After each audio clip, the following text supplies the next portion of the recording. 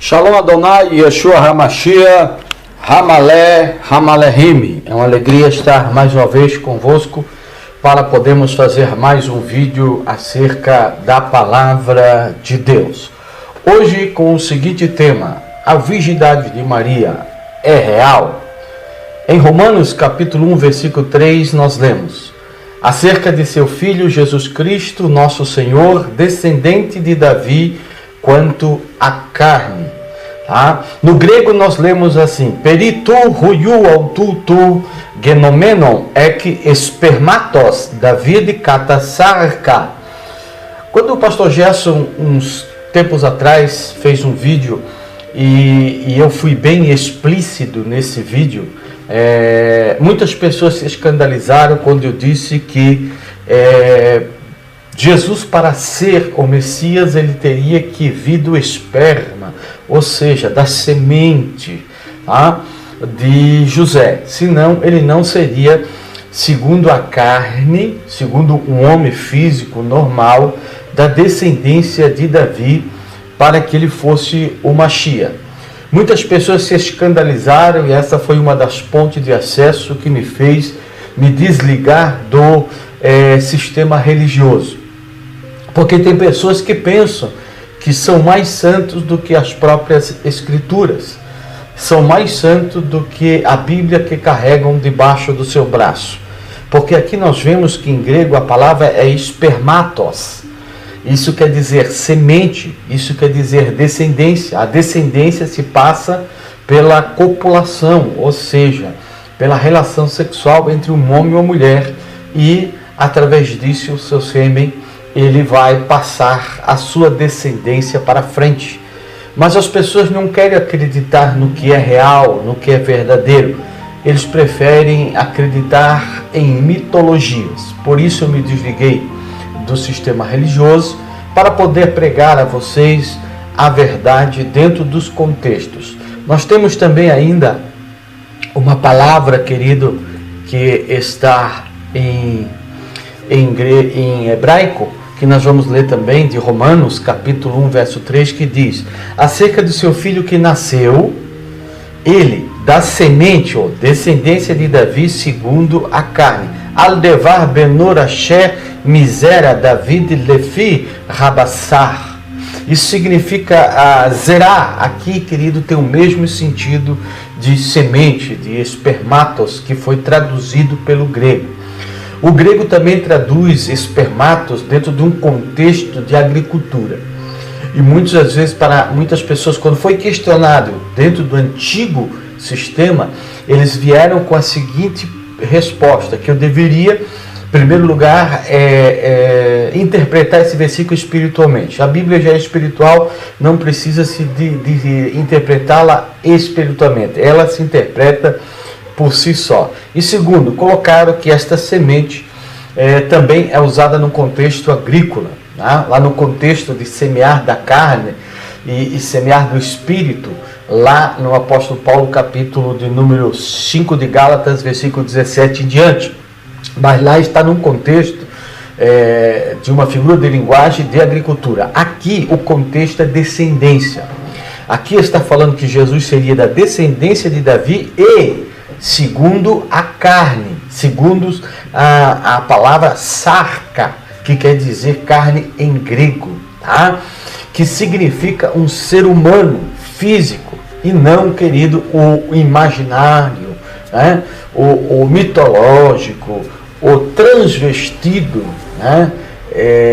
Cristo que foi criado em cima, querido, da força da necessidade do sincretismo, para que pudesse se moldar aos costumes pagãos da época. Tá? Vamos para frente. Na profecia de Isaías, quando nós fizemos uma análise sobre a virgindade de Maria, caso ela era, tem que partir da narrativa segundo escreveu Isaías 7,14, pois é daqui que sai a referência da construção mitológica, da construção fantasiosa de Mateus capítulo 1, verso 23, e também da suposta a colocação do médico Lucas 1:27. Ou seja, não pode interpretar e acreditar nos registros de Mateus e Lucas sem antes, querido, nós entendemos que o relato e as narrativas de Isaías 7:14, ela possui um contexto. E esse contexto ele é paralelo. E a prerrogativa deve ser dada ao texto mais antigo. Ou seja, nós temos que pegar a fonte que Mateus está dizendo, que ele obteve a informação para passar para nós. No caso, a narrativa de Isaías, e não a de Mateus e Lucas, como ambos, Mateus e Lucas, fazem menção em suas narrativas de Isaías 7:14, então deve haver uma interpretação a partir de Isaías capítulo 7 e o verso de número 14. Vamos ver ainda o que diz Isaías 7:14. Vamos ler primeiro numa tradução hebraica.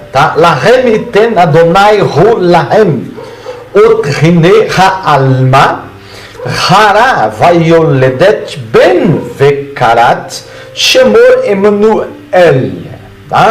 Tradução: portanto, ele dará, o Senhor, ele para vós sinal. Portanto, ele dará, o Senhor, ele para vós sinal. Eis que a jovem moça, donzela, grávida, dada um filho, e dele por o nome Emanuel. Paráfrase: portanto, ele, o Senhor, vos dará para vós um sinal.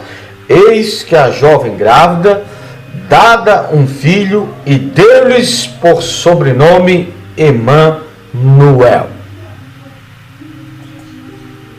Conceito teológico: ao analisar alguns vocábulos hebraicos, terão seríssimos problemas contextuais. Nós vamos ter vários problemas sérios, problemas contextuais. Vejamos, o vocábulo hebraico ha'alma tem significado de a jovem, segundo as versões correntes em português, que é Almeida Revista Atualizada, Almeida Revista Corrigida e Almeida Corrigida Fiel. E estão totalmente equivocadas essas versões, pois o vocábulo hebraico descrito acima significa a jovem e não a virgem.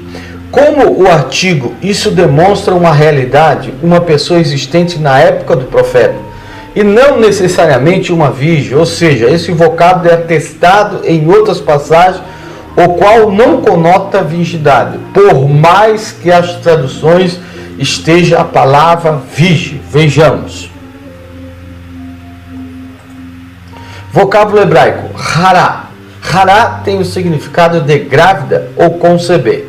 Segundo as versões correntes em português, ARA, ARC e a ASF, elas se equivocam em algumas passagens, e principalmente nessa também. Pois o vocábulo hebraico descrito acima na narrativa, de Isaías 7:14, no texto hebraico relata o significado de grávida, isso no sentido de adjetivo, e não conceberá, no sentido de um verbo estando no futuro. Ou seja, esse vocábulo é atestado em outras passagens com o significado de gravidez e não com a conotação de verbo no futuro, como Gênesis 38:24, Êxodo 21:22, 1 Samuel 4:19, 2 Samuel 11:15 e Isaías 26:17.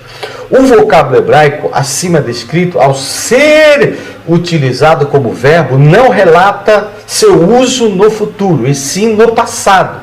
Além do mais, a raiz é usada para descrever o resultado de relações sexuais, como nos seguintes textos, que nós vamos ver agora, querido. Em Gênesis 38:14, e aconteceu que, quase 3 meses depois, deram aviso a Judá, dizendo: Tamar, tua nora, adulterou, e eis que está grávida do adultério. Então disse Judá: tirai-o fora para que seja queimada. Vai ri que mi sheloshi rodashimi vayugad li rodá lemor zanetá tamal kalaterra vegam hine hará, quer dizer grávida, adjetivo. Lizer nonim vai omer Yehuda Yotziuha Vatisaref, tá? Para que vocês venham entender um pouquinho do hebraico e de como foi manipulado para chegar a Mateus, para chegar a essa mitológica declaração, inventada declaração. Houve muitas adulterações de fontes e de textos que nos revelam a verdade. Êxodo 20:12 diz ainda: se alguns homens pelejarem e ferirem uma mulher grávida e forem causas de que aborte, porém, se não houver morte, certamente será multado conforme o que lhe impuser o marido da mulher e pagará diante dos juízes. Verri inatsu anashim venagefu isha hará, ou seja, mulher grávida, isha hará, Vayatzeu Ialadeiha Velor Irei Ason Anosh Yanesh Kaasher Yashit Alaiv Baal Haish Venatan Befilim, tá? Para que vocês venham entender. Aqui está, querido, uma prova dentro do dicionário hebraico, tá? Que quebram todas as falsas interpretações e crimes contra a verdade, crimes contra a verdadeira exegese, a verdadeira hermenêutica, e contra toda a homilética, que é adulterina, que é enganadora, que é manipuladora, tá? Porque homilia se tem muito, agora exegese correta se tem pouco, tá? Nós vemos aqui que o verbo hará, conjugado no passado, ou seja, nos dias da profecia e não no futuro, conceberá, como quer afirmar os tendenciosos teológicos marionetes do sistema, que diz: a mulher conceberá para jogar para o futuro, para se associar à declaração mitológica invencionada pelo nosso querido escritor, ou sabe lá quem foi, o escriba do livro do Evangelho de São Mateus, tá? Segundo as versões correntes em português, a ARA, a ARC e a ACF, elas estão totalmente equivocadas em relatar o significado de dará, pois o vocábulo hebraico descrito acima na narrativa de Isaías 7,14, no texto hebraico relata o significado do verbo no particípio e não no futuro. O texto em grego diz: diatuto dosei kyrios auturrimin, semeiam redou te paternos, engastres rekei kai teketai ruion kai kalesseis tu onoma autu Emanuel. Tradução: por isso ele dará ao Senhor e ele vos dará um sinal. Eis que a virgem que está grávida, não que ficará grávida, ela nascerá um filho, e esse filho será chamado Deus conosco, e não, querido, será um nome, mas será Deus conosco, tá? Por isso que no hebraico a palavra Emanuel é separada. Por quê? Porque está significando que Deus estaria com Acasia e também com o povo de Israel contra os seus inimigos que estão dentro do contexto.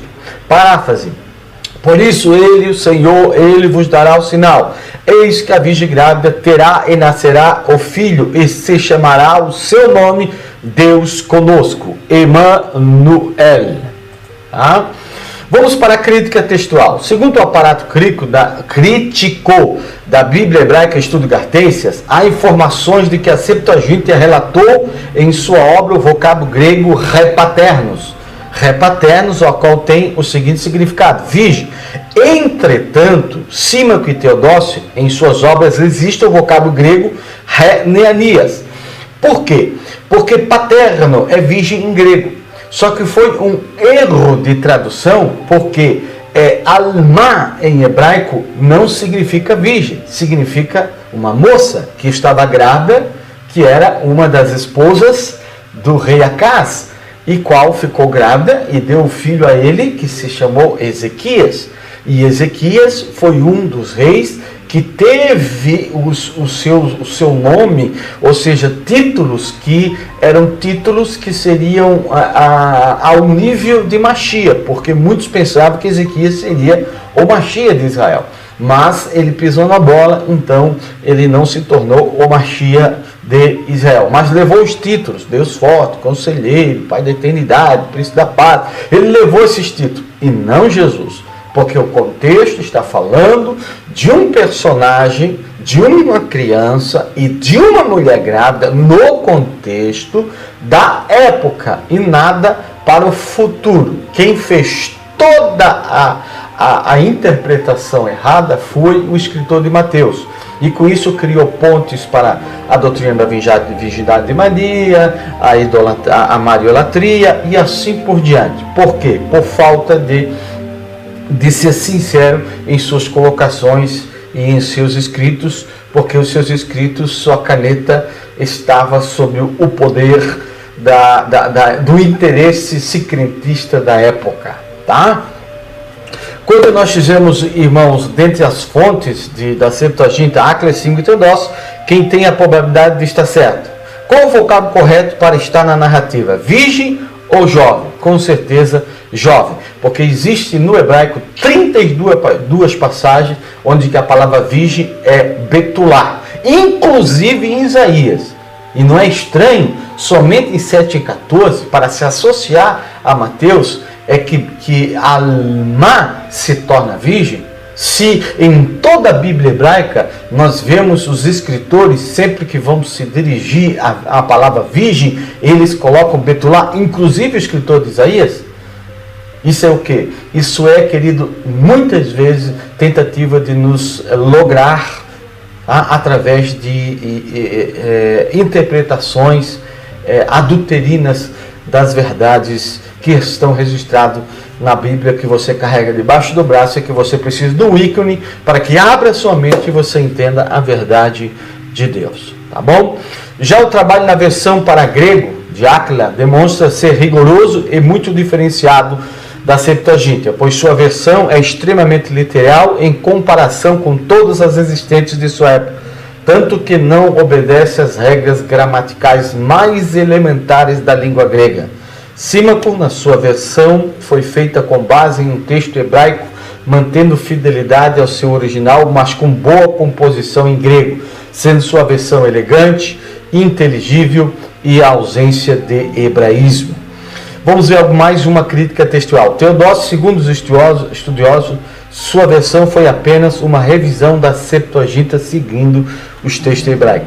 Dentre as fontes da Septuaginta, Áquila e Símaco e Teodócio, a probabilidade de ser fiel são os trabalhos de Áquila, Símaco e Teodócio, por respeitarem sua fonte original, e também por Teodócio ter feito uma revisão da Septuaginta e ter utilizado para jovem e não a palavra virgem, ou seja, se entende que ao fazer a revisão, a palavra que estava era a jovem, ou seja, que estava realmente, quando ele fez a revisão dentro do hebraico, a palavra alma, a jovem, alma, a jovem, tá bom? Para que você que não entende um pouquinho possa entender e abrir sua mente.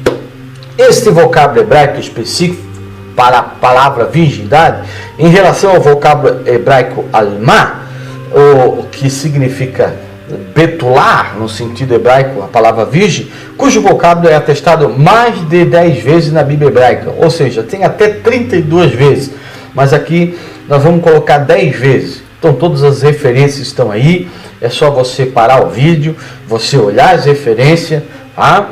E fica esta pergunta: qual a razão desse vocábulo tão específico para a virgindade não está na narrativa de Isaías 7,14, se em todo o livro de Isaías depois está a palavra betular para a virgem? Você não consegue enxergar um pouquinho de tendenciosidade? Um pouquinho de manha, um pouquinho de tendenciosidade adulterina das Escrituras para se adaptar a certos interesses eclesiásticos da época que vivia os nossos pais da igreja? Pare para pensar um pouquinho. tá? E que Deus possa te abençoar e que você não venha se escandalizar quando eu digo que José, ele tem que ser do espermatos, tá? Da semente de Davi, né? Da raiz de Jessé. Se ele não for, então ele não é o Mashiach. Shalom Adonai, que Deus possa abençoar a todos.